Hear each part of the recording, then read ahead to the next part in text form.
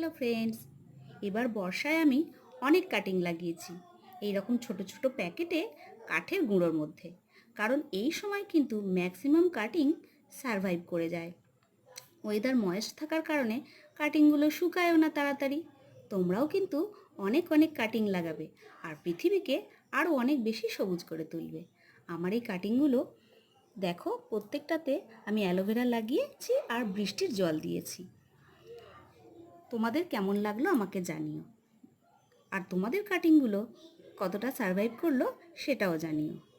এই কাটিংগুলোতে তোমরা কিন্তু বৃষ্টির জল দেবে। আর আমি এখানে কি কি কাটিং লাগিয়েছি তোমাদের দেখাচ্ছি। এটা করবীর ডাল, একটা গোলাপি, একটা লাল, এটা জবা ফুলের ডাল, এটা কামিনী ফুলের ডাল, আর এটা রঙ্গন ফুলের ডাল। ভিডিওটা কেমন লাগলো জানিও।